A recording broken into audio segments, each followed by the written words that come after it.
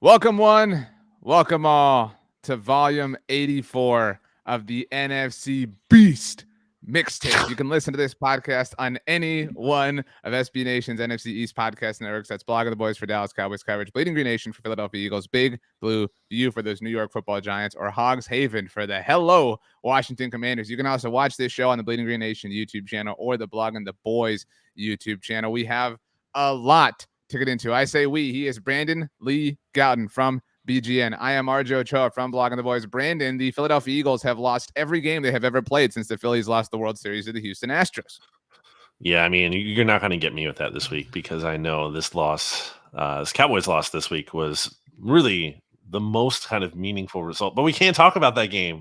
No, there's so much. I'm so juiced, and I don't know, like this. What did we do to deserve this? Like, what a division this is turning out to be, Brandon. I mean, no losing teams, what a right? treat. Everyone's not a single one, 500 or above. Yeah, not a single losing team, and not just like that's an important data point, but like good quality football, like lots of legitimate stuff. Like none of this is fluky. None of this is like Mickey Mouse. I mean, it's all the real deal, and it is very it's really exciting. Like this is a throwback, right? Like welcome to this is the NFL. It's the NFC East and then a bunch of other kids. You know what I mean? That's really what it is.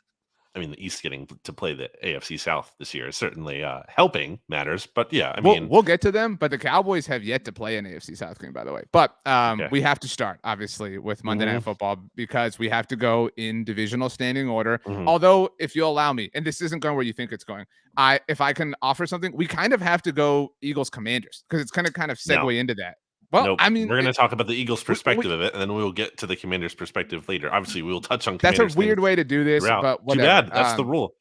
The Washington Commanders out physicaled, out hustled, out coached, out everything. Oh wow, out coached. Who was the coach for that team, by the way? Well, not the fake tough guy, Nick Sirianni. Not the fake tough guy. Oh, let me slam my headset. I'm so mad. Oh, watch out, my highlighter's falling down. 32-21, the final score. Thanks to a weird touchdown at the very end of this. That does make it look a little bit worse. What an impressive game. I know this is the Eagles slant, but like just a handling by Washington when all really has seemed lost for them. A lot of people thought the Eagles were due. I had a lot of people telling me, look, all I did was share some data that the Eagles and Commanders and Giants, by the way, were among the NFL's luckiest teams in a study done by NFL Operations. The floor finally fell out. The Eagles now among the cellar dwellers. Ron Rivera did something that Mike McCarthy could not do, and that is beat the Eagles in Philly with a backup quarterback. Hey, how about that? I know you love that one. This was not the Eagles' night. I think that's the clear takeaway from this game. I mean, how do you have these big passing plays that they did? The first one, deep shot to A.J. Brown, literally in his hands, ends up being an interception. He was the most off. Like if I had to like grade the level of off that everybody was, it seemed like AJ was really off in this game. He kind of got banged up early in the game. Right, the foot thing. It was his first target. Yeah, it just didn't seem fully right. So that wasn't helping. He only ended up with one reception for 7 yards. That definitely is not characteristic of him. So that didn't help. He was one of multiple players who got banged up. Kelsey, Josh Sweat, Devontae got banged up at one point. Goddard, obviously. Oh my gosh, this we'll get into that. But so not their night. And the other big passing play was a 51-yarder or whatever it was to Quez Watkins. It's like, okay, this is where the game turns. This is where the Eagles pull ahead in the fourth quarter. You're talking about, right? Yeah, and he fumbles it after That's just that. I mean, yes, they were due for some bad luck for sure, but come on, like bad luck where you make these two good plays and they somehow turn into massively negative plays. Like that's not something that happens to everyone. Like everyone has that like, oh crap moment. Like, and that had not happened to the Eagles this season. In the context of this game, sure, and that's why they lose this game. In the context of like greater concerns, you're not worried about hitting big passing plays in the future that are going to somehow turn into negative plays instantly right after. That's not a sustainable thing. Zooming out. Big picture wise, this loss has me concerned about the outlook of the team at a scale of 1 to 10, like a 2. Not really concerned about the big picture outlook. It's a hurtful loss for sure. I mean, this was a chance because his name is Hurts. You get it. Oh, there's a chance to go up, maintain that 2-game lead on the Vikings, given the tiebreaker they have over Minnesota. Still at the top of the NFC right now, but the cushion there has been lessened. And then obviously didn't capitalize on the Cowboys losing and dropping a game there. So it definitely is I'm not going to sugarcoat it and say it was like an irrelevant loss. But they were due for bad luck at one point. And even despite how poorly they played, they were still like very much in this game and could have won get out this of here game. with this moral win stuff. It's not a moral win. No, it's not a moral win. They deserve to lose the game. But I'm saying like it says something that even as bad as they were, they still had a chance because they should not have a chance. It says that they got punched in the mouth and they got run over. They had no answer for Brian Robinson, for Antonio Gibson, for Terry McLaurin. Terry McLaurin owned the Eagles on Monday night. I mean, Taylor Heineke owned them. Like they like seriously, they looked beleaguered. They looked weak on defense. I mean, and they're run over. Like, offensively, they looked like it has really looked easy for the Eagles like so often this season, but it was like such a struggle. They looked lost. I mean, it wasn't like, yes, the AJ Brown thing and the fumble at the very end happened, but like it wasn't like, oh, if not for like if we just butterfly effect these fumbles, they win. No, like they were not the better team. They were the worst team on Monday. In the first half, they were definitely the worst team. I'd say the second half was a push. Like I don't think they were the better team. No, they beat themselves in the second half. I mean, those turnovers are ridiculous. I mean, they're just ridiculous. I mean, the Goddard fumble is it's just so pathetic. I mean, the back judge is staring at him. You can see it. It's clear he's staring at him. He's literally staring at Dallas Goddard. How do you not throw a penalty? It's just, and like, it's a penalty too that wasn't irrelevant to the outcome. Like the penalty probably caused that fumble. A guy is getting his head ripped off. Of course, he's going to lose the ball. And obviously he got hurt as well, and now he's going to miss probably multiple weeks. We'll see. He's out for at least, I don't know. We haven't seen a timetable, but if he goes on IR, almost at least 4 games. I have a question before I get to my point, but like, do you think the face mask? Because I really don't know. Is the face mask part of the like physical maneuvering that happened that led to him getting injured? Like if the face mask doesn't happen, is he still injured in your mind? I don't know, because it's a shoulder injury. I'm not a doctor. I can't say, but he certainly had his head twist in a very aggressive way. It seems like possible that it contributed to that. Certainly contributed, it has to, at some level, to the fumble, which came at a huge point in the game. Terrible missed call. But like this is my thing on the like it is an egregious missed call, to be very clear, and I think it's like I don't know that any Cowboys fan or Giants fan or Commanders fan is like, oh, who cares? Like it was it sucks because this was a really good game, like it really was, and it had a lot of juice because it's a division rivalry, and it was the like added drama of like, is Philly going to lose, blah blah blah, and it sucks when like a good game has a moment that kind of like takes away from the goodness of the game, and that's what this play did. And then it sucks because it feels like. And this happened on Monday Night Football between the Chiefs and the Raiders a few weeks back. Like it feels like there are like makeup calls to like, and it's like don't ruin the game more. You know what I mean? Like don't try to like undo what you can't undo what you did by not calling that penalty or calling that awful penalty or whatever the case may be. But is an awful penalty, but like miss me with this like and. Oh my gosh, the refs, they're out to get the Eagles. Who is defending Brandon Graham? Like Brandon Graham with the ultimate boneheaded mistake. Talking about? He as he was sliding, the whistle was blown. What's he supposed to do? Stop mid-slide? He's supposed to not tackle the quarterback who took a knee. That's what he's supposed to do. He's supposed to avoid the quarterback who took a knee. How is he supposed to even see that fully, though? Because he's rushing the passer, this offensive lineman in the way. He doesn't know what the quarterback is doing. Why don't quarterbacks honestly just take a knee more in the backfield when it's like 3rd and 24 or whatever? Because this is some big loser energy complaining about the referees and officials. When have you ever seen a quarterback do that? And how is the ref going to make that call when Brandon Graham we see players give themselves up all the time? He's already sliding into him.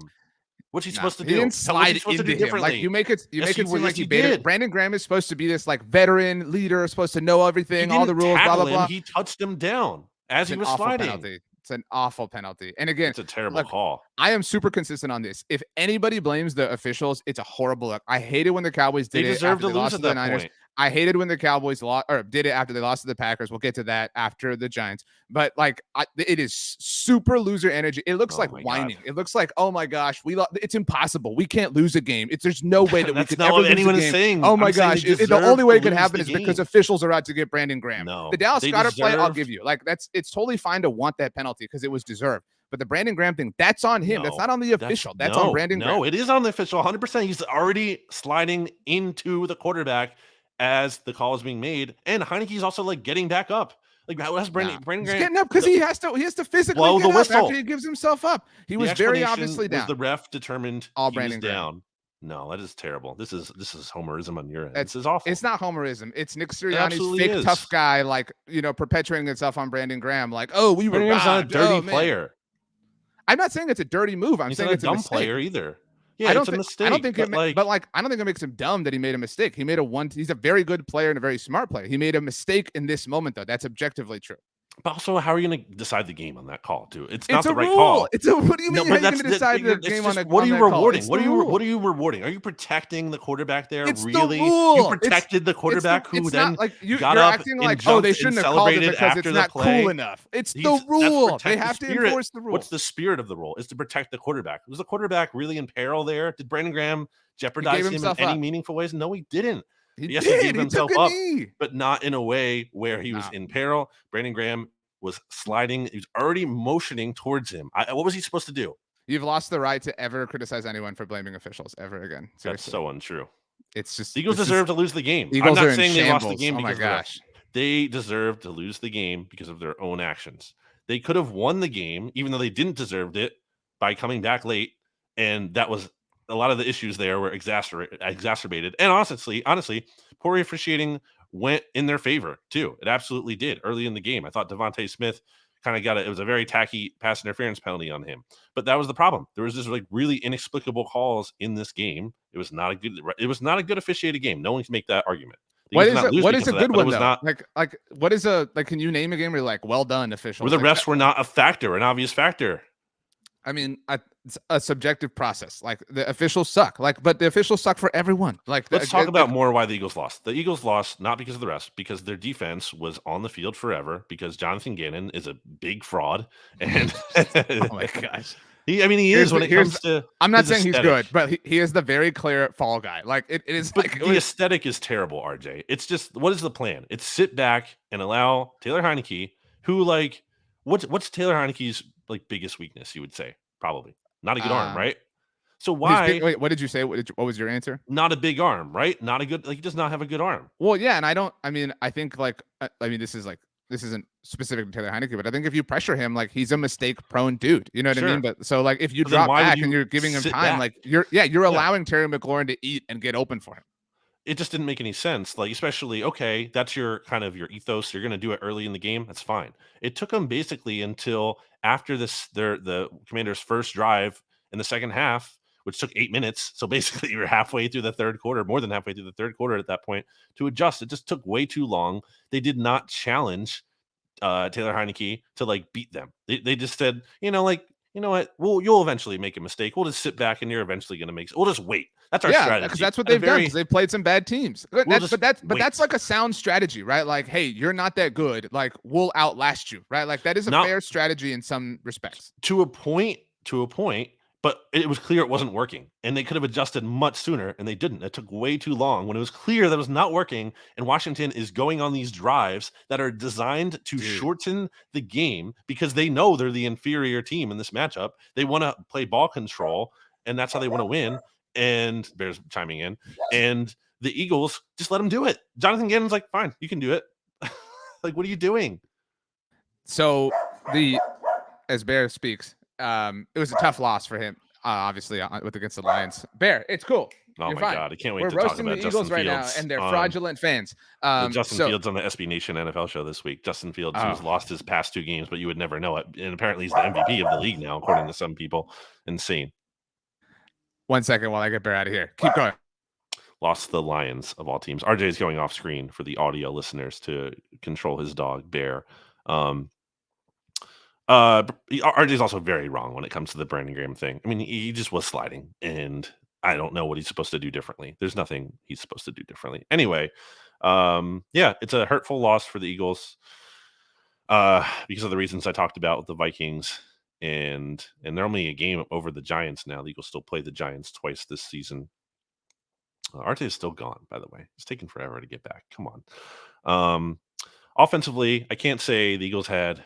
Obviously they didn't have a great game. They turned the ball over too much. And then even outside of those, too many 3 and outs. Couldn't stay on the field. Again, didn't help that the defense wasn't really giving them chances. Game was kind of shortened. But the offense certainly could have done better as well. Why don't I just also plug here really quick that you should go to righteousfelon.com. Since I have this, RJ's gone, so I can do whatever I want here. I'm flying solo. righteousfelon.com, discount code BGN15 for 15% off your orders. That was a greater challenge than usual. I hope you weren't placating to the fraudulent Eagles and their fraudulent head coach. The Commanders went on, was it 5 straight scoring drives? I mean, you could argue that like luck even worked the Eagles' favor at the very beginning with the fumble. Like they had the opportunity and they scored on it, and they had a 7-0 lead, and then just got punched and had no answer for it.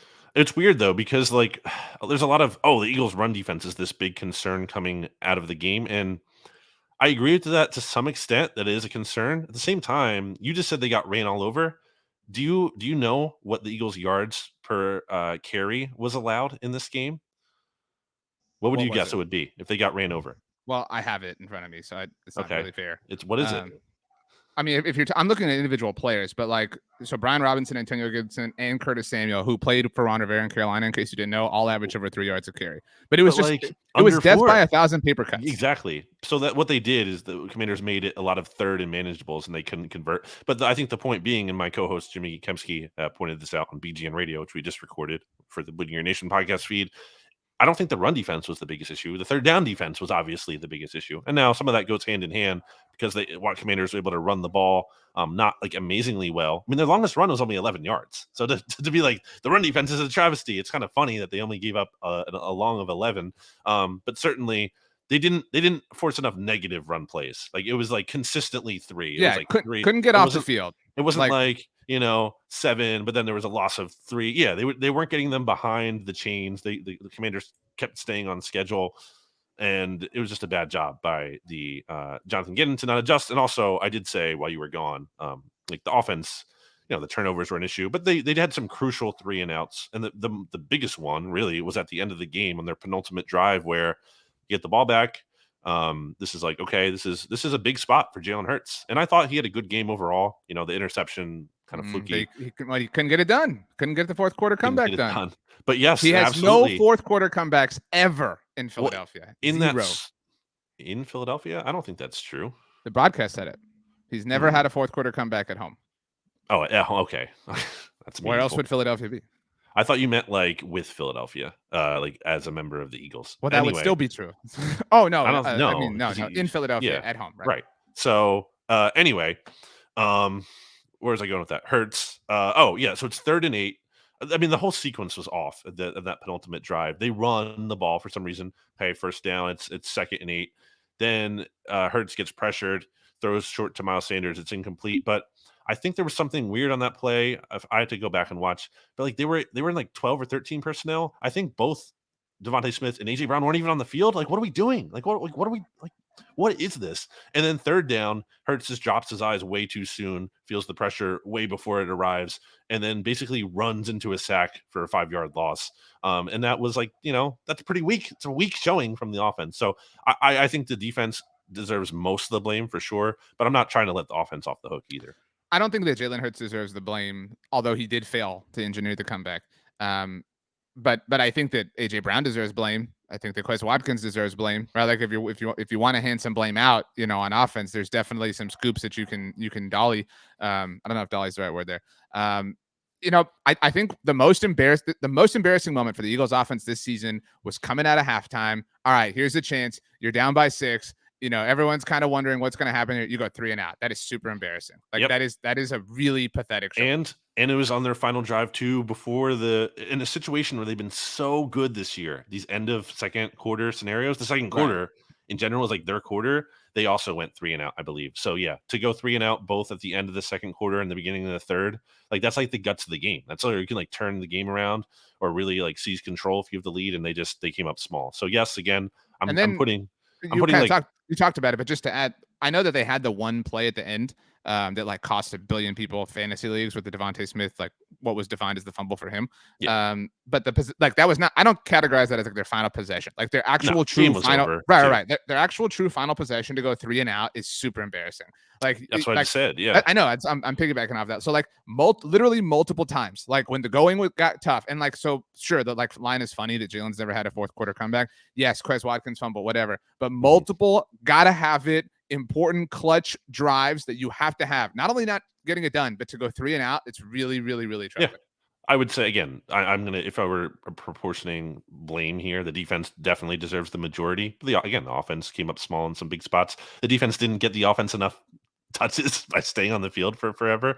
But the offense didn't make the most of the limited opportunities they had to work with. As you may have heard before, more than one thing can be true. I do. Last thing I want to say on this, and then we'll get to the Giants. So like again, like a big take is like, I know you kind of diffused it a little bit here, but like it's like, oh, the Eagles' run defense is really bad. Like, and then like I saw these tweets floating around, like, next up Jonathan Taylor, right? Like, and all these running backs the Eagles got to play. Who has a good run defense in the NFL? Because like that's the concern in Dallas. Okay, fine, but like Dallas is like that's their Achilles heel right now too. Is right, like they can't stop the run. Like who's really good at that? Like I feel like it just is sort of indicative of like where we're at in the NFL, where it's like nobody wants to pass anymore. Like we've truly reverted to the '90s, where the NFC East is just the best group in the game, and everybody's running the ball and playing defense. Like you're right, the Niners can kind of contain the run a little bit, but nobody else really can.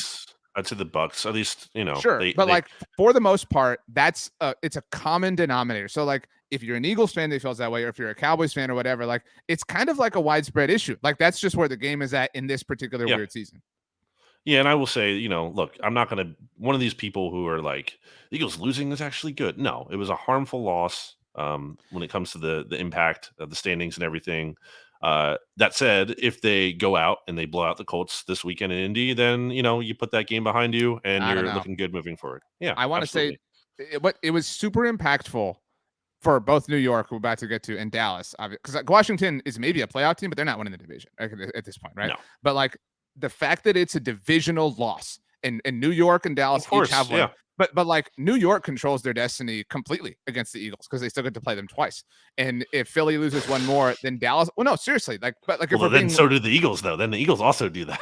I know, but like, I know, but like this was like every Eagles fan was like walking and talking like, oh, we win 8-0, hang the banner. So like the Giants now 100% control their destiny against the Eagles. And if the Eagles lose one more game, any game, then the Cowboys also control their destiny against them. That's why this loss being within division is so. It's not just a loss. I agree. It is a huge thing that the Eagles lost to the Commanders specifically. I'm not trying to downplay the impact of the loss from that standpoint. I'm just saying, like, from the big picture, like, this has the opportunity to be a blip on the radar if you go out moving forward and play better and you learn from this mistake. I don't think they needed to make this mistake. I disagree with that wholly. But now that you're in this bad situation that you have made, it's up to them to make the most of that, and they still can do that. We'll see if they do. That's obviously after the Colts game, because I think the last thing I want to say, wait, real quick, because this speaks on the bad vibes, and this is the true reason the Eagles lost the game. Why was Jeffrey Lurie? why were Eagles fans playing "We Are the Champions" in the parking lot? Did you see this before the game? Because I don't mean to say all Eagles fans are this way, because that's not the case. Like, right? That is not the case. That is not something I've ever heard in the parking but like before. People make declarative statements, right? Like the way like, oh, Cowboys fans were saying Cooper Rush was better than Dak. Like, no, like a subset of silly people were saying that. So like, I'm not declaring that all Eagles fans are like this, but a lot of Eagles fans are front runners, right? Like, oh, hey, no, watch out here. Like, already planning, like, oh, if we get to Arizona the Saturday before, then we can do, you know what I mean? Like, already kind of no, man, this is a week to week thing. That was terrible. The game was lost at that point. Honestly, I felt terrible after seeing that. So the Colts this weekend, I just want to let you know, I will be all kinds of relentless if the Eagles lose to the Jeff Saturday led Colts. But so after the Colts, I really don't know what to make of this Packers team. Like, I'm not impressed by them any more than I was a week ago. But whatever. But so still, I mean, okay, Aaron Rodgers, go be Aaron Rodgers. Mm-hmm. The Titans, I still don't know what to make of the Titans. But then that stretch we've been talking about, the Giants, the Bears, the Cowboys, like, and then the Giants to wrap it up. Like, it is tense. It is going to be a really, really fun holiday season. Sure. I mean, but if you're a good team, you'll take care of business, and if you're not, well, you'll get exposed. We'll see. It's going to say a lot about them. The New York Football Giants got to win. Sure, it was the Houston Texans, but who cares? They got to win. They're 7-2. They control their own destiny towards winning the NFC East, something that RJ Ochoa said was possible back in the offseason. And also then backtracked on it. He got instantly backtracked and said he regretted it. Nobody believed in me. I was here all along. 24-16, the final score. Saquon Barkley, guess. I know it's been a few days. Guess how many times he carried the ball. Do you know? On Sunday? Yeah. No. Well, guess. No, I don't want to guess. 35 times. like, welcome to the NFC East in the 1990s. That truly is where we're at. This was a go take care of a bad team game, and the Giants did that. I mean, I know it's like a little cutesy, tensy, whatever. The Giants were in full control all the way through. The headline from Big Blue View, our good friend Ed Valentine, who we really need to get on the show here soon, especially the Giants. Yeah, totally. Yeah. Giants, Texans, things I think, the only thing pretty about the Giants is their 7-2 record. So you even have Ed saying it. Like, this is not a team that scores style points by any means. Not a team that's been impressive. A team that entering the week, I believe, ranked something like 12th in point differential or 8th in point differential. It was not very high, obviously, relative to their record, and then like 18th in DVOA. So they've clearly overachieved. I think they are due for losses. I said they were going to lose either the Texans game or the Lions game. I didn't really feel good about picking arguably the worst team in the league to beat them, the Texans. I think the Lions, who have won their last 2 games, do have a chance to beat the Giants, although, the game being... Do you know what the line is at the moment of our recording? No, and I also know that Jared Goff has won now. The Bears game was in Chicago, right? The Lions Bears. Yeah, okay. So that I believe that was his first road win as a member of the Lions. So not exactly a road warrior. Well, it was Dan Campbell's first road win as the Lions head coach. Okay, so, sure. That goes hand in hand. Right. So yeah, not the best road team, but I do think they've been frisky, and I don't think the Giants have been amazing. So I think the Giants are going to lose some games here. They absolutely are. They have the same spirit of like weird win energy, right? Like, so you could kind of see the Lions pulling it off. I'm still picking the Giants. They're 3-point favorites at this time, according to our friends at DraftKings. I'll take the points. But people were saying, like, entering last week, like, oh, we're about to find out who the Vikings are. And then Kirk Cousins stood up. The same Kirk Cousins who was able to execute a game-winning drive against the Commanders when Jalen Hurts could not in back-to-back weeks, mind you. But we really are, after this week, it's some serious interest time for the Giants. So I think they're going to beat the Lions. They're going to be 8-2 on Thanksgiving Day when they visit the Cowboys. I disagree, but okay. By the way, the last time the Giants visited the Cowboys on Thanksgiving, the Cowboys won the Super Bowl. But so starting next, the Cowboys the Giants are definitely going to lose one of their next 2 games now. Okay. Yeah. So they'll be 8-2 in my estimation at Dallas, and so that kicks off 4 divisional games in a row for them. And the one after that is in Minnesota. So like serious big time football coming up for the Giants at Dallas, Washington, Philadelphia, at Washington. And that between that Washington game, the Commanders are on their bye. So they get the Giants 2 games in a row, which like I think is going to be a little bit more impactful than like the usual, we know the division really well type thing, right? Like you can really kind of say, well, not last week, but 2 weeks ago they did this. Let's, you know what I mean? Like I'm simplifying it, but like I think that's a thing. Decent chance there's a split there, I feel like. This is, so yeah, like their wins have been, what I think their most impressive win right now is clearly Baltimore. I think you could argue they have the most impressive win in the division that any team has had. Really? Well, over the Eagles blowing out the Vikings, but you think the Vikings suck. You think Kirk Cousins is terrible. So how is it a badge of honor? So how are you going to say that? I didn't say what I said. I said what you said. But like you could argue. But when I think context is important. When the Eagles beat the Vikings, we did not know. I knew, but we did not know, the collective, that the Vikings were this good. And I still didn't even say. I said you can make an argument. So like the 2 highest quality wins are the Giants at home against the Ravens, or the Eagles I think at home how against the Eagles the Vikings. Beat the Vikings is more impressive than how the Giants beat the Ravens as well. But the Giants contain Lamar Jackson. Like that's tough. Lamar gave the game away at the end. Still, like that's them. Like you can't say he gave it away. They forced the game away. Like the Eagles beat them. They left no doubt. This Giants team, it's so weird to like assess their games because like you beat the Texans. Like what did we learn from that? Like I think the thing, and we've already said this, the thing we have been most wrong in the history of the mixtape, the short history albeit, is Saquon. Like that dude owns us right now. Like we were really, really wrong about that. In the short term, yes. I still think. What do you mean the short term? Like let's eat the L. It's our L. Let's break it in half. Eat your half. I'll eat my half. Okay, how long? But okay, sure. For this season, absolutely. Long term, still questions, and that's relevant when it comes to the contract, which I kind of heard you allude to on Monday Football Monday, and you kind of said you didn't really give me. I need you to be on the record with the take about what they should do about his contract, because you're like, that's tough, and it is tough. It is. You have to pick a side. What do you think the Giants should do? I'm not opposed to bringing Saquon back. Like again, the contract matters, right? How? Like on the tag. Yeah. Like tag him. You know what I mean? Like, and if he holds out, then walk away. I mean, you know what I mean? Like tag him. They could prove it again. Like, and that sounds cold. Like I don't like. I'm always like pro we're player. Talking about from a Right. operation Like, standpoint. but from a team building standpoint, from a general manager standpoint, make him prove it again. You know what I mean? Like at this point, treat him, and he's not the same player, but treat him the way Washington treated Kirk Cousins. Like, let's see it again. You know what I mean? Like you have the tag at your disposal. You have a lot of cap space to play with. You might as well. It would be really irresponsible to not do that. I think they have to tag him. He's going to be a free agent after this season. And like the other thing about this that's so interesting is this is like a smart front office. At least it seems like it. This Giants front office now coming from Buffalo. So it was interesting to me to read these reports that we've been seeing that like, there hasn't been necessarily progress on, because I think like if this is the Gettleman Giants or whoever, like they're already signing Saquon to an extension. They're giving him like a historic breaking deal. And it gets complicated because emotions are a factor here. And I think we saw that with the Cowboys and Zeke.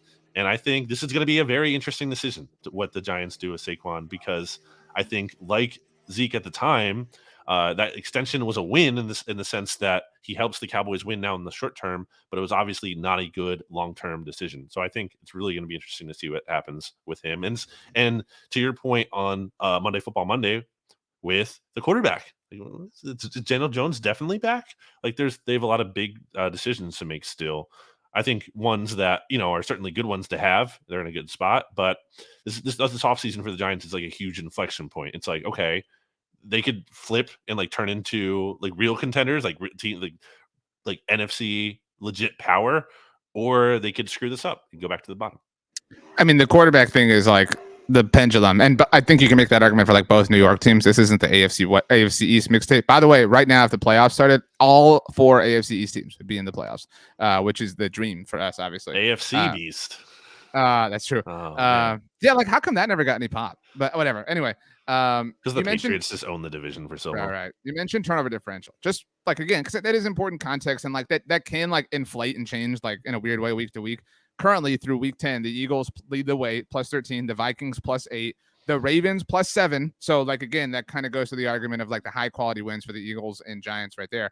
The Cowboys next at plus 6, the Cardinals at plus 5, and then the Giants tied with the Seahawks at plus 4. So they're improving, right? Like, and I think that's like indicative of like what the season is for them. Like, they're a little bit scrappy, they're a little bit overachieving, but at the same time, they're also improving and kind of getting their footing underneath them. Okay. Give them their flowers. I mean, like, give I'm them not flowers. I think they're a legitimately like above average team. I do not think still they are good as their record indicates they are. I think they are due for some losses here. They're gonna end up being a team that that's, I think that's so like that's real. That's what's their ceiling? What is the Giants' ceiling? The ceiling is the division round this season. Like that's a really good ceiling though. Like, but like that's more than what you're offering. No, that's it's not. More than that's what you're my offering. point. They're a decent team that I think can win a playoff game. That's probably where about they it. rank. Although, where they rank in as I've DVOA said, this week. Oh, I know they were 18th last week, entering. Where would you 10. guess? Where would you guess they are? Overall, well, DVOA. I mean, they didn't like crush the Texans. I guess they would be like 16th. I don't know. The 16th team by DVOA, just for context, the Jacksonville Jaguars. The 17th team, the Minnesota Vikings. The 18th team, the Atlanta. And by the way, the Baltimore Ravens are 3rd, which again speaks to the high quality win of the Giants. The Atlanta Falcons are 18th. The New York Giants are 19th. They dropped a spot in DVOA. They dropped. And the Detroit Lions, who they play this week, are 20th. So kind of a battle of like weird teams. The Giants are just like a little bit more spunky and lucky, or whatever you want to call it. Right. The Giants were one of the luckier teams in the NFL based on that NFL operations study. Well, you can't like say that and like use those things to bag on the Giants and not apply them to the Eagles. Just so we're clear, the Giants offensively rank 15th in way DVOA. Better in every metric, but okay.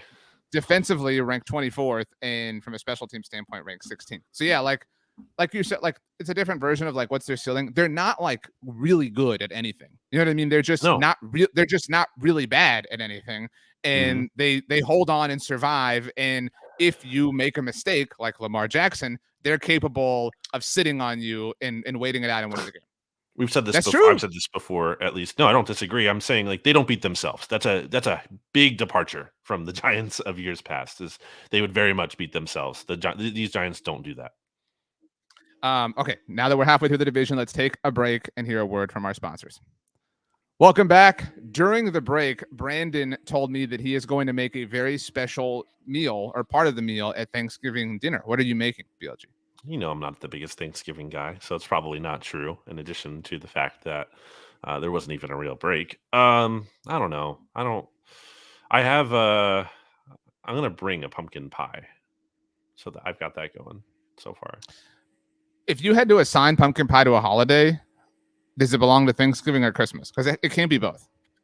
Thanksgiving easily. But in what is song? Later we'll have some pumpkin pie. Fraud. I mean, you can have it then You had again it all too, at but it's Thanksgiving. not their. What is a true Christmas pie? Would you say? Pecan. I think that's a Southern thing. It's not.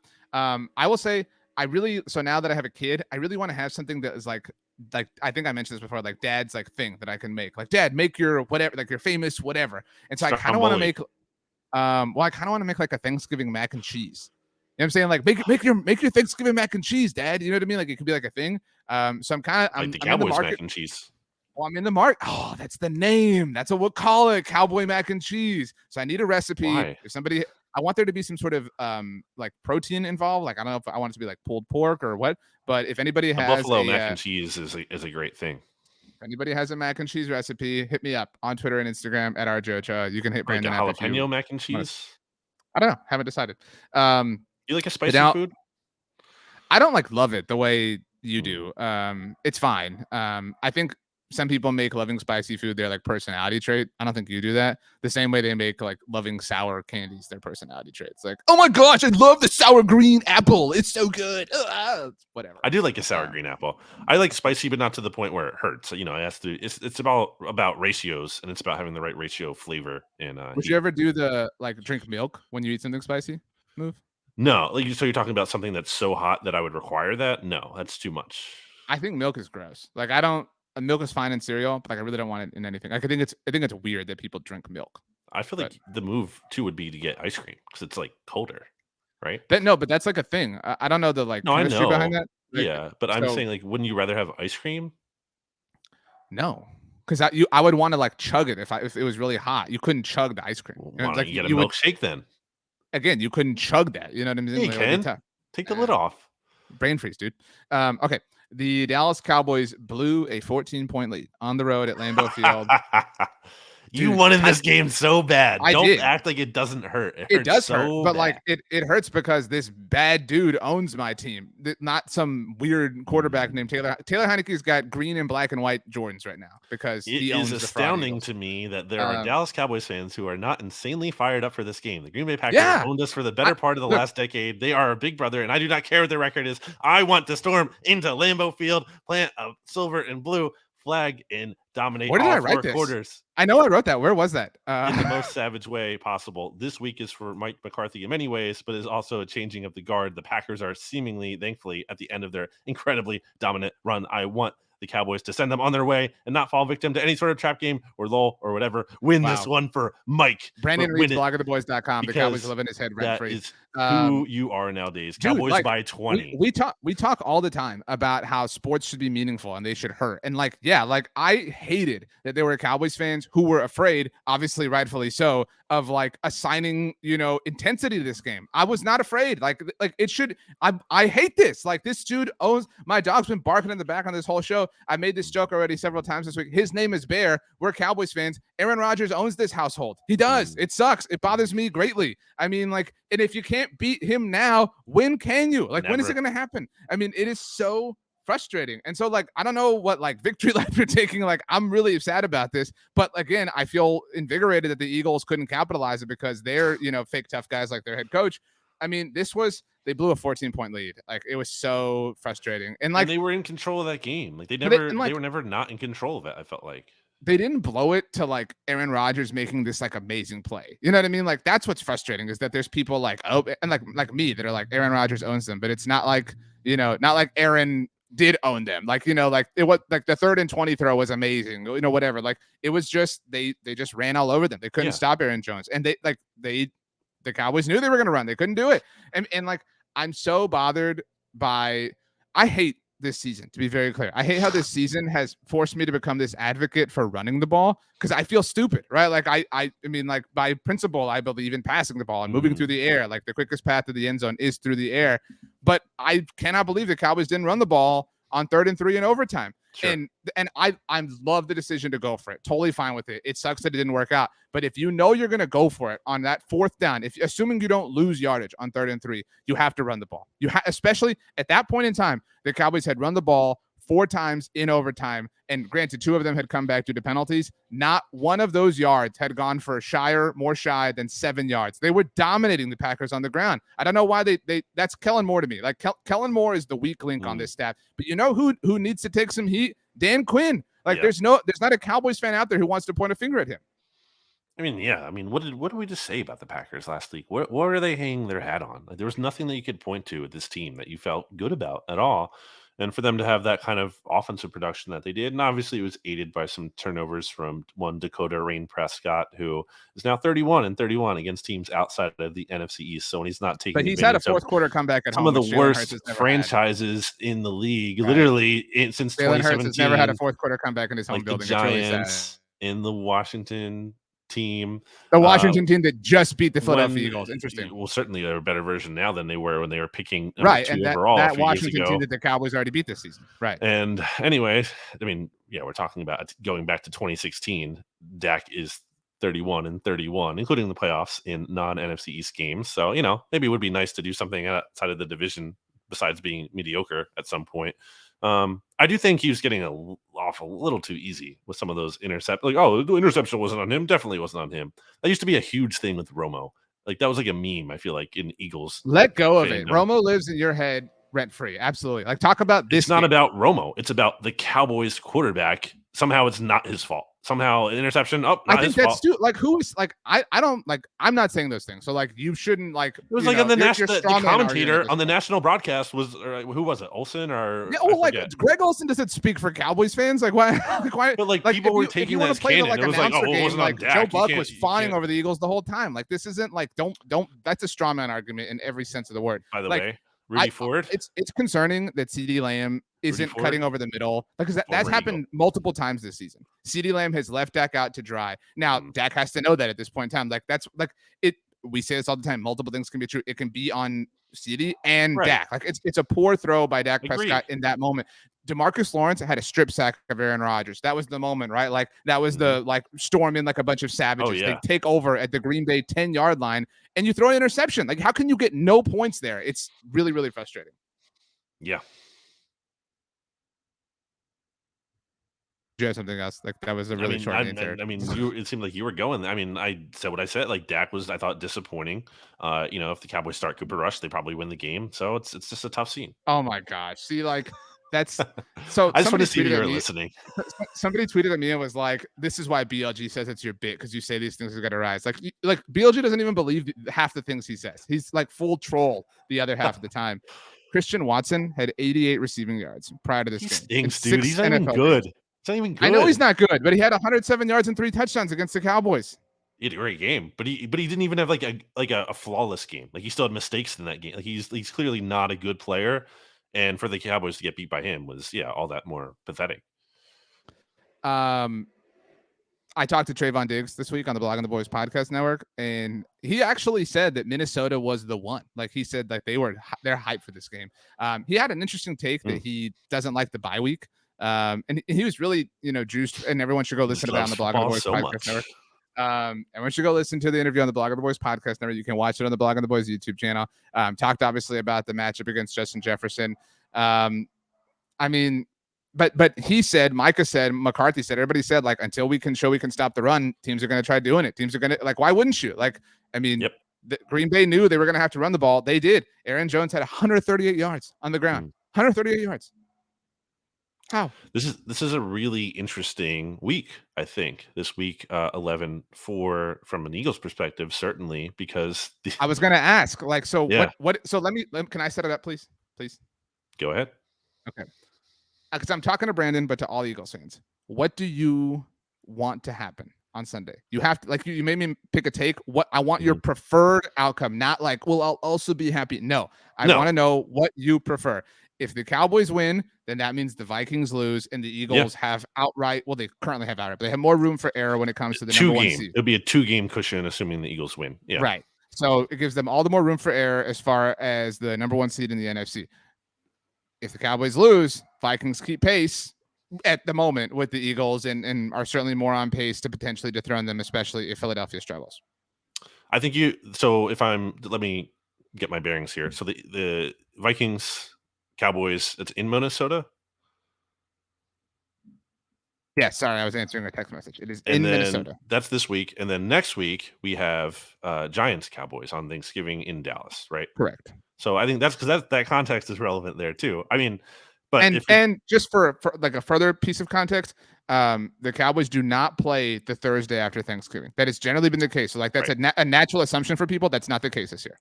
So I think it's very easy, especially when you add the context of like you obviously if you're the Eagles, you're hoping the Vikings lose, the Cowboys win. Because I mean, it's all about the 1 seed. Like, come on, it's not if you're setting your sights at the NFC East. Like, no, wrong. If this is going to be a special season, you have 1 loss.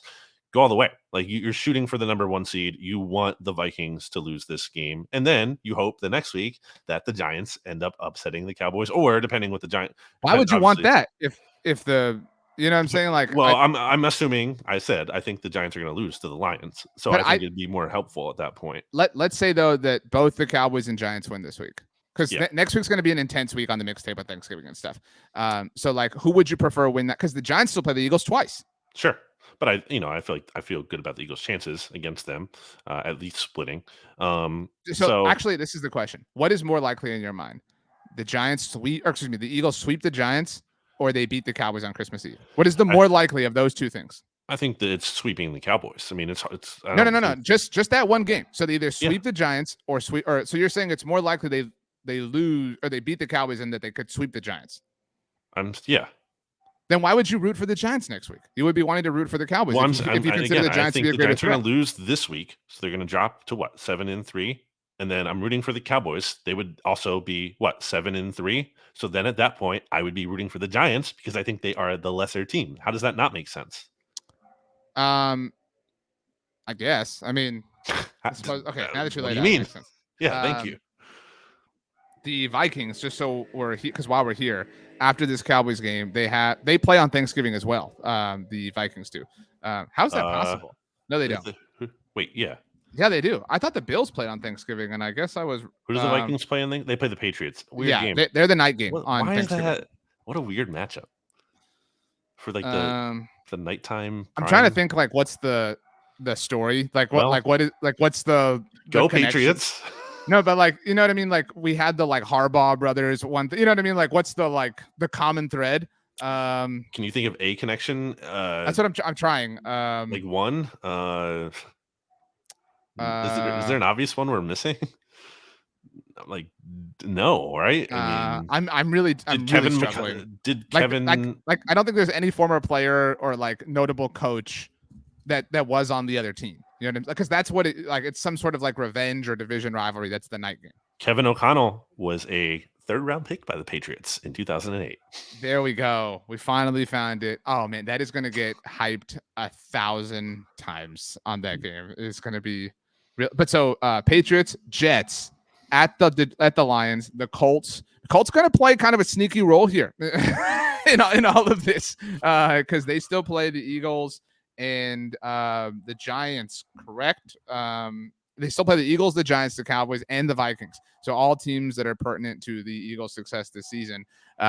So that's that would be so funny if the Colts just like came in and messed all this up, especially after everything I've said about them this season. Wow. Okay. Do you want to get to the Commanders? Did you see Jeff Saturday's speech? Dude, I hate so much. We don't have to talk about it.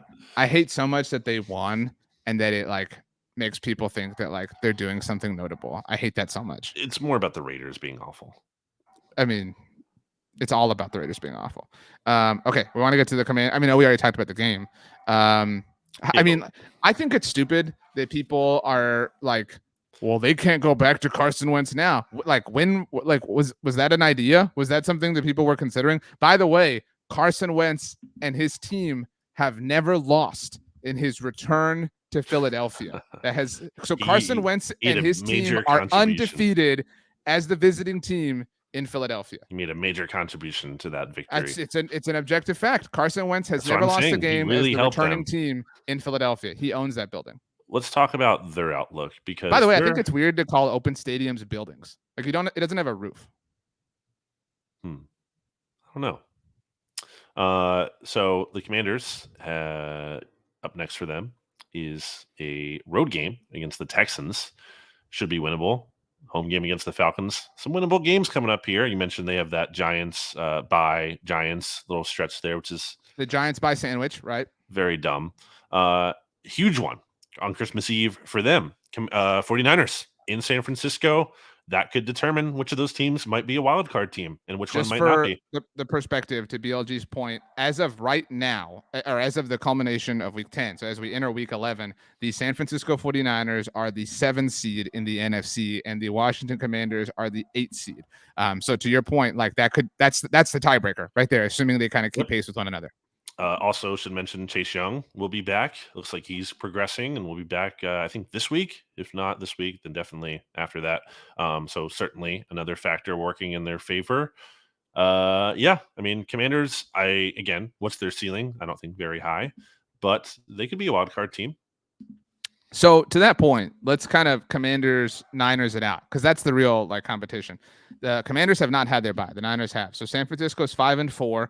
Up next for them, they have the Cardinals. Win or loss. Who is this? The 49ers. And we'll see if Kyler's back, whatever. But I want to look at their schedule so I can visualize it. But I'm going to say it's a win. They'll beat the Cardinals. That's 6-4. New Orleans. Oh, if they lose to the Saints, Stats are going to lose. I mean, that's a win for them. By the way, Saints pick. I know you love this update. It's currently at number 4 overall. 7-4. 2023 NFL draft. 7-4. Miami. Holy crap, dude. Loss. Hold up. Look at this, though. How is this possible? The Niners just played the Chargers on Sunday Night Football. Mm-hmm. That was the first of 5 straight home games for the Niners. Did you know this? No. I mean, they had a bye in there, but yeah. No, they don't have a bye. I thought they had a bye. No, they had the bye before. So they came out of their bye. I'm positive. Look at it yourself. I thought they just had a bye when we all had a bye. They did. They just came off of the bye. That's what I'm saying. Right. They just kicked off 5 straight home games in a row. Okay. So they had the Chargers, then they have the Cardinals, the Saints. No, the Cardinals is in Arizona. No, it's not. Yeah, it is. It's the international game. It's the Monday night game. Whatever. But yeah, but that is okay. Fine. It's technically a road game. Well, it's listed here as a home game. So whatever. Stupid. Anyway, so we think they beat the Cardinals. That's 6-4. The Saints 7-4. They lose to the Dolphins. 7-5. The Bucks. I'm willing to say it's a loss. They lose to one of the Bucks or the Seahawks in those 2. That puts them at 8-6 because that game's in Seattle. Yeah. And then say they lose to Washington. Like let's live in that world for a second. 8-7, and then at Vegas they win 9-7. Yeah. And so maybe they beat the Cardinals. That would be 10 wins. So they're at 10. So Washington's at 5 right now. Yeah. Houston and Atlanta are wins. Yep. So that's 7. And then they probably split the Giants series. Split the Giants. Yeah. That would be 8. We gave them the 49ers game. We gave them the Niners win. That would be 9. And then the Browns in week 17. Yeah, with Deshaun Watson. Probably a loss. So they could have 9 wins. And if they matched San Francisco at 10, they would get in. And where this gets really interesting for Washington is that game is against the Cowboys. And by then, the Cowboys might be locked into their wild card spot. You know what I mean? Like it might be insignificant for Dallas. Right. So that's a really interesting kind of turn of events. Yeah, it is. I think you have to give your boy Ron Rivera a lot of credit. I was really happy for him. Obviously, he had the speech after losing his mom. He's a great human being. Like there's no doubt about that. And I mean, last week was really rough for the Commanders. Dude, how did the Eagles, everybody's saying how they're completely distracted all off the field and they go into Philadelphia and just own them. Embarrassing. Yeah. Didn't dispute that. Do we want to pick this week's games? Okay, so let's go in chronological order. The Philadelphia Eagles are 6.5-point favorites against the Indianapolis Colts in Indy. Nick Sirianni returns. Yeah, if Nick Sirianni returns, he wants some revenge for Frank Reich. Yeah, obviously loves Frank Reich. Maybe Frank Reich is giving the Eagles some secrets. I don't really know what secrets. Do you think, because there was some chatter that he was going to maybe hire Frank Reich? I wonder if the NFL was like, wait till after that game, because that would look really bad. Well, also from a standpoint of why would Frank Reich want to hop into another situation? You're making money. You can just take time off. Like coaches it's such a grind to be a coach. Like why not literally just take some time off to chill, hang out with your family? Like there's no good reason to just jump back into coaching right away, especially if you're getting paid anyway. And like you wouldn't double dip. Like the way I think the coaching salaries work like that, I'm pretty sure the Eagles, it would be offset. You wouldn't be getting like more money. It'd be the same money. So why not just take the time off? I think after the season, though, if Shane Steichen gets hired, it seems like a very real possibility. Yeah, I think he could be Eagles offensive coordinator next year. But I will take a little spoiler alert for the SB Nation NFL show this week. Eagles are my lock of the week. They're going to bounce back in a big way and cover against a team fully in shambles. Like, do you know what the line chasing, is? You're have you chasing. seen? Have you seen I just the line? said it. You're clearly not listening. It's 6.5. I don't listen to anything you say. Don't you think that's low for how bad you think this Colts team is? It seems like people are overreacting to the Eagles losing and the Colts winning. Yeah, I was gonna say there's an overreaction on both sides here, right? Like there's the oh my gosh, Eagles, like the Eagles are frauds and fake tough guys, but they're still a very good team. And the Colts are not a good team, but there's did you see, like, I don't want to do the Dan Orlovsky thing, but did you see his tweet about Jeff Saturday? Oh, okay. I saw Justin Fields being MVP. No, I don't think I saw the Saturday one. I'm gonna paraphrase, but it was the word un, semicolon, and then there were several things disrespectful, overmatched, whatever, win. So he basically took all the adjectives that everybody had about Jeff Saturday and was and applied them to winning. Okay. Yeah, I think that Colts had their, head coach gets fired kind of boost that you see from teams sometime, and I think that is not going to sustain them. And I think Sirianni is really going to want this one because he loves to talk about Frank Reich. He just talks about him all the time, and I think it's meaningful to him to get a win over the franchise that really did Frank Reich dirty. Not to say that Frank Reich, oh my god, didn't deserve to be fired. Gosh, that is mid-season. So stupid. Stupid. You just said it on the Monday Football Monday. Like Frank Reich didn't even get to pick his starting quarterback, but Jeff Saturday gets to come. But Frank Reich made his own bed. I agree. I'm not trying to. So then you can't say they made him dirty. That's talking out of both sides of your mouth. No. He made this bed because Ballard should also be fired. They put all of it on Reich. Sure, but the week before that, he put it all on Marcus Brady. He had no problem throwing somebody under the bus. Reich is calling the shots there. I don't. He did that. I think that's awfully convenient. I don't think it's fair to wash his hands clean. No, I don't think that's fair. In any case, that doesn't change the point, which I think whether you believe that was the case or not, I bet you Sirianni believes that, and I think I fully believe it because I fully believe that Sirianni is this one's for Frank. Fully believe that Sirianni has found a way to make himself the underdog in this story. I fully believe that. I'll take the Eagles to cover though. The Commanders are 3.5 point favorites against the Texans. Yeah, the Texans are, again, I have them at number 32 in my power rankings. They're the worst team, I feel like, in the league. Do not have a lot going for them other than Dameon Pierce, who's a nice player, but I think Washington will be able to stop the run. That's actually one of their strengths. So I do not see the Texans winning this game. I like the Commanders. I don't have much to offer. I think it might be closer. I wouldn't be shocked if they didn't cover. You know what I mean? Okay. They just kind of hung on. Because I think there'll be some they won't be the super dominant team that they were on Monday night. But I think they win ultimately comfortably. The Giants, as I mentioned earlier, are 3-point favorites against the Detroit Lions. Lost. Give me the points. Lions have won last 2 games. You got some fights? Nah, you can't do this. You think Justin Fields sucks and the Lions barely beat him. But they did beat him. But they barely beat him. So how can you feel confident? How can you be well, they won 2 games in a row? No, they barely beat the quarterback you think stinks. You've been trashing. You've said no one gets. I'll get into it in the SB Nation NFL show. Although I just want to point out that the Packers beat the Cowboys, and they did. The Commanders beat the Eagles. You're like, wow, the Ding Campbell is so pathetic, but the Packers. I told you I don't like. It was an awful loss for the Cowboys. I don't believe in the Packers though. I don't. Anyway, in all seriousness, all this whatever aside, I just think the Giants are due for losses. That's how I know. Maybe that sounds silly. In my mind, I feel like that's how it is. I feel like they've overachieved. They're due for losses. So I'm going to take the Lions because I think they're due for losses. Then aren't the Eagles due for more losses and more regression because they've kind of been the same way? Maybe 1 or 2. So the rules change for the Eagles. Interesting. Not really. I will take the Giants, and I will lay the points. The Dallas Cowboys, this line has shrunk. They were 2.5 favorites when the lines first opened up against the Minnesota Vikings. So they're 6-3 in Minnesota. I know people think that the Vikings are a little bit of a paper tiger here, but they're 1-point favorites as of this moment.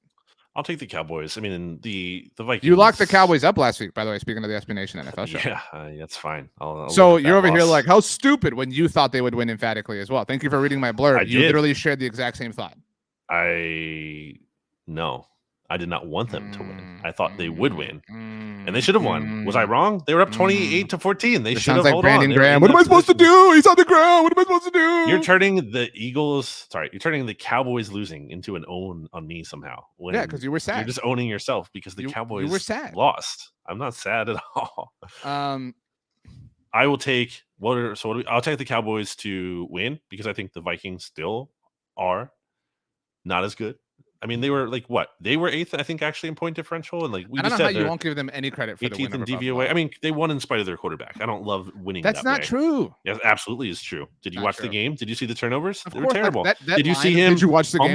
Did you see him not manage to get in the end zone on a quarterback sneak? You make it sound like they ran so far, like he ran backwards every play. Like that's again, like the fact that like Kirk Cousins had negative plays doesn't mean that like they won in spite of him. Like that doesn't won in spite of him.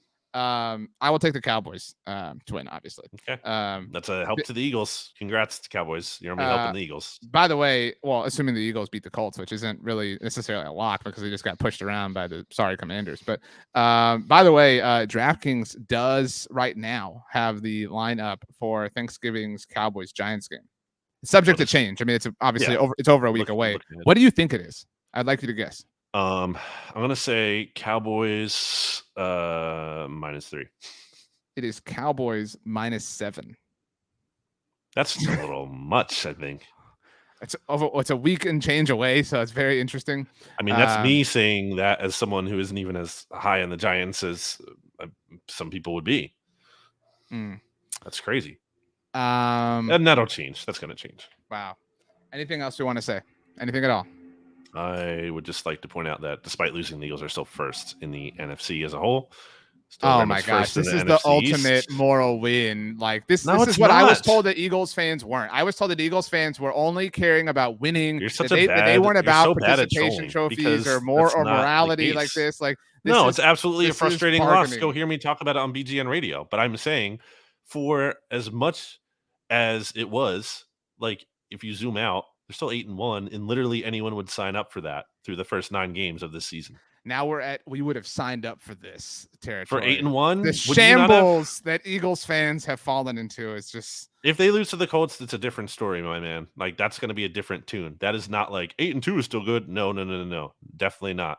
But if they go out and they beat them convincingly, then they're 9-1, and they're still on a good path to getting the 1 seed. Let me be very clear that I want nothing more than for the Eagles to lose games, but it will be incredibly... it will come at a huge price because it will be so annoying if the Colts, you know what I'm saying? Like if the Colts beat them, it will be like, look at this. Like it will be. Yeah. How are we going to survive that? What are you going to do? I will take that over the Eagles winning. Like I'll obviously. I get that, but what are you what's your take going to be at that? I mean, like I don't know. Do you have to say an apology to Jim Irsay? I'm not apologizing.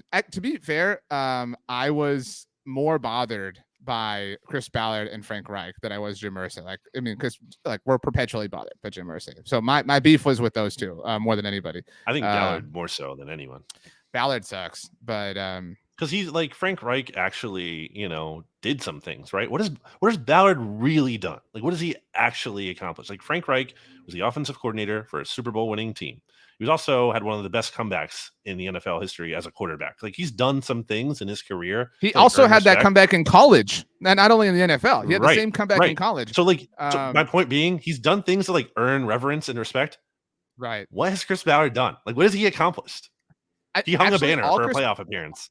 All Chris Ballard has done is get owned. Like, remember his like pitiful "the rivalry's back on" like comment? Granted, he did get some vindication for that by beating Josh McDaniels with Jeff Saturday. Not that the Jeff Saturday thing was even his decision to like feel proud of, but he literally like the guy he picked and touted in Frank Reich got fired after they lost to the Patriots. And not even the like Tom Brady led Patriots. You know what I mean? Like it was just like that is not a like that people misuse the term rivalry. It's not a rivalry if it's one-sided. You know what I'm saying? Like Cowboys Eagles is a rivalry. Cowboys Packers is not a rivalry. So just kind of is. Also, out of division rivalries, really, they're really not so much. Right. I mean, but also like some divisional matchups aren't rivalries, like Eagles Commanders, because the Commanders have never lost in Philadelphia. So it's not a rivalry. It's just like a one-sided thing. All right, let's leave. And as we do, Brandon, I would like you to give us three